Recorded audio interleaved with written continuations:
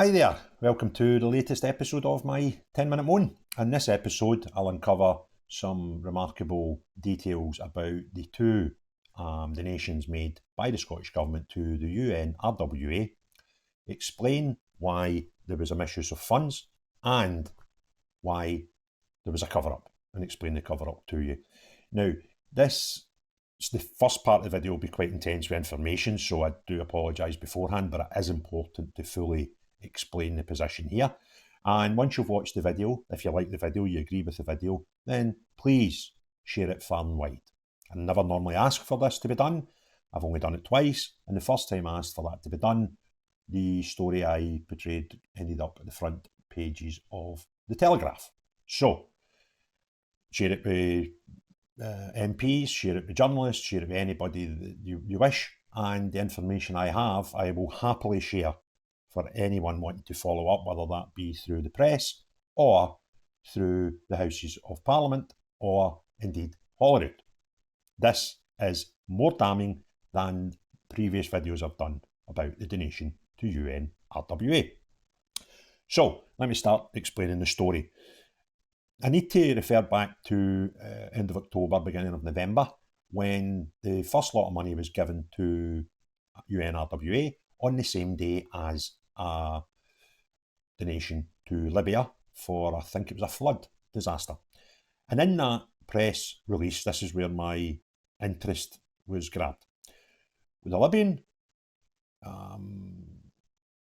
donation had three pieces of information attached to it in the press release. It had the source of funds, which was the HEF, the Humanitarian Environmental Fund, the amount, which from memory was £250,000, and where it was going, Libya, for this flood.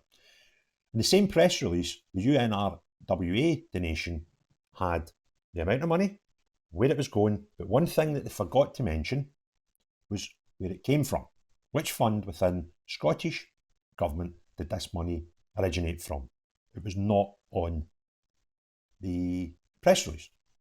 And that, my instincts right away told me there's something wrong here. Why would you not? The second £250,000 donation had its own standalone press release, and guess what? No source of funds shown. So, a third party had sent me a different FOI, which he'd done on a sort of generalised funding basis, asking about all types of different money. It wasn't just unique to the UNRWA. And in it there was a table, and it showed lots of donations, how much they were for, and which fund they came from. And on his FOI information, it showed quite clearly that the money for Gaza had came from the IDF fund, International, to give it its real name, I'm sure it's International Development Fund, but I'll just clarify that. Yeah, International Development Fund. So, I then sent off my FOI asking for two bits of information, two questions in the one FOI. I asked for all emails, etc., and minutes if there were any from the decision-making process to give the second tranche. This FOI was only on the second tranche, the £250,000. And asked for all the decision-making process that went into that. And I got the response, which we've put out before and made quite a fuss last weekend, which is why I held off to this weekend, because weekends seem quite good for this type of story. And that information's been out there for a while about the discussions, about the potential conflict of interest, because the First Minister had these in-laws in Gaza at the time, and that's caused quite a stir. Potential ministerial code breaks, according to some MSPs. However, I kept a wee bit of information back from that. Although, technically, I had spoke about what I'm speaking about previously, it never hit the press and a wider audience, hence talking about it today and some more information. So, first I think I need to explain what the IDF is. And if you visit ScotGov's website, I'll leave the link below in the description. It says, we place great importance on Scotland being a good global citizen. This means playing our part in tackling global challenges, including poverty, injustice and inequality. At the forefront of our efforts are an annual £10 million international development fund, whose main aim is to support and empower our partner countries. Our partner countries are Malawi, Rwanda, Zambia, and Pakistan. Then it tells you that it can fund development assistance, which is aid projects, which, to be fair, was needed in Gaza, capacity strengthening initiatives, don't know what that is, and commercial initiatives, which certainly wasn't. It then tells you the explanation of what they've done since COVID. And then it tells you the 4 ways you can get money from the International Development Fund. There's 4 of them. There's a development assistance programme, a capacity strengthening initiative, a commercial investment initiative, and a collaboration with other donors. So there's a couple of them that could potentially give money to Gaza or the UNRWA. So I'm going to have a look at them. The development assistance programme says in our partner countries and others. So that could be Gaza. However, the development assistance programme, when you look into it, tells you, it's the largest funding stream for our IDF fund, and funds our Malawi, Rwanda, Zimbabwe, and Pakistan Development Fund programmes. It also funded our small grants programmes. So when you look at it for funding allocation, it quite clearly says we allocate funding to projects being run by a range of Scottish-based organisations, including charities, universities, local authorities, NHS boards, private sector, blah, blah, blah. Unfortunately, UNRWA are not a Scottish-based organisation, therefore cannot take funds from the IDF under the Development Assist programme. So that's 1 out of the 4 away, right away.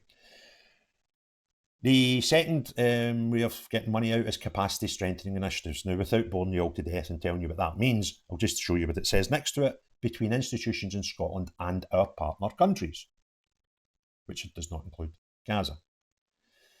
The third way of getting money out of the IDF is commercial investment initiative, including the Malawi investment initiative for some reason. Now, there is no way in God's earth the money that was given to Gaza could ever be considered a commercial investment initiative. And the fourth and last way you can get money from the IDF is through collaboration with other donors, including comic relief and sports relief. So UNRWA are another donor, in collaboration with somebody else, and could attract the money. However, on this last test, it's for partner countries, and Gaza is not a partner country. So, now that we've proven that the IDF fund is not available to be used by Scottish Government for Gaza or the UNRWA, we look at the other 2 pots of money. See, Scotland has got 3 pots of money they can use for international aid. The IDF's the biggest, with £10 million per year.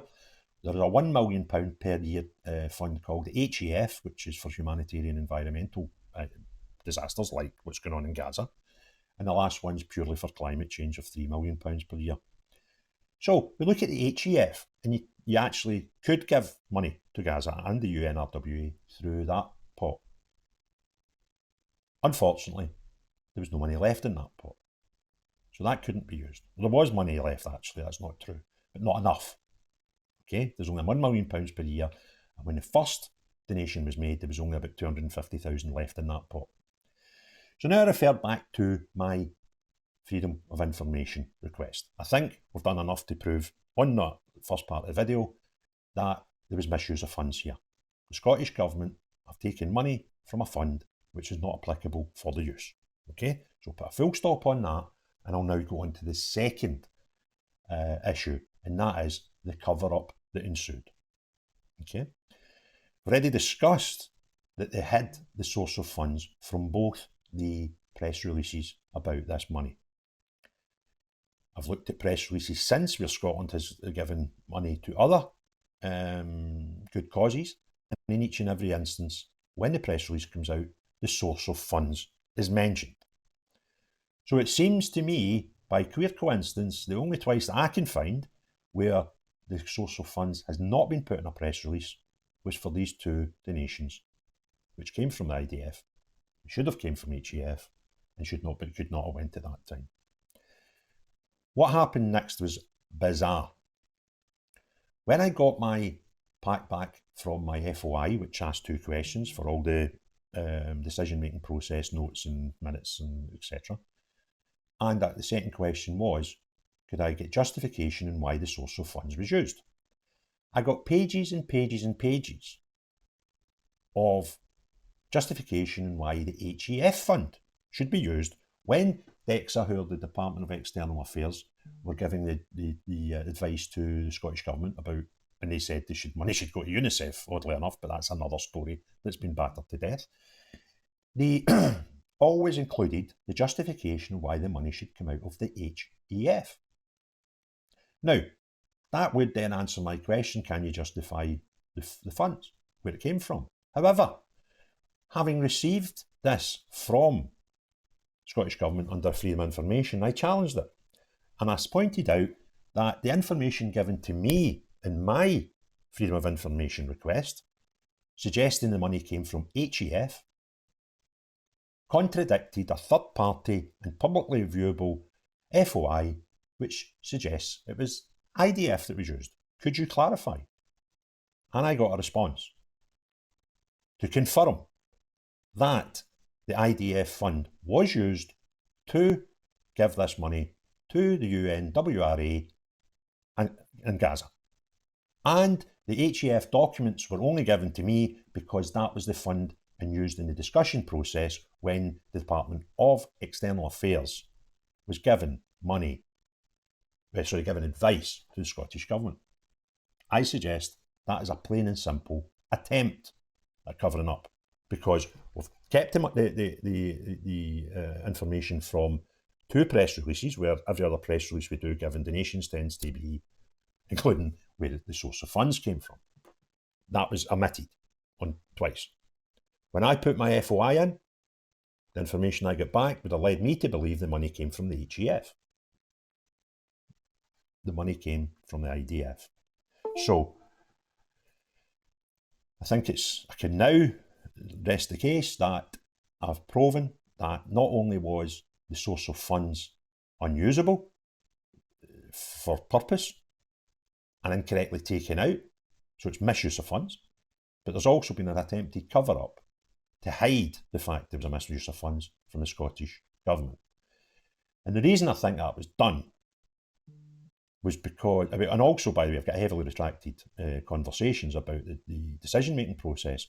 So there may be a retraction there showing, that we know that this, the IDF can't be used, because Humza did say that the budgetary restraints it would cause, or stress, would just basically worry about that later, in a very damning email that I have and I've made public previously. The whole thing stinks. This thing needs a total independent inquiry. I don't believe the worst thing that's happened here is the route that the Tories are taking through Stephen Kerr, where he's trying to suggest there's been a conflict of interest. There's far more than a conflict of interest here, Stephen. Total misuse of funds, total disrespect for the processes in place, and attempting to keep it from the public and cover this whole thing up. So, if you enjoyed the video, please give it a thumbs up. If you feel what I'm saying in the video is unfair and needs further exposure and investigation, please share it far and wide. Share it with as many people as you can, and take to your social media, share it with MSPs, even share it with MPs, because I believe this is something that Westminster could look at, and share it with journalists who could do what Camilla Turner done last week, where she took my video, gave full credit for it, which I'm not that bothered about going forward, but she was, honest enough to say this information came from Craig Houston, and he's discussed it on his YouTube channel. If any journalist, any MP or MSP want this information, black and white, explained even further to them, get a hold of me. It is not a problem. So, thanks very much for listening. Have a great day. Cheery bye now.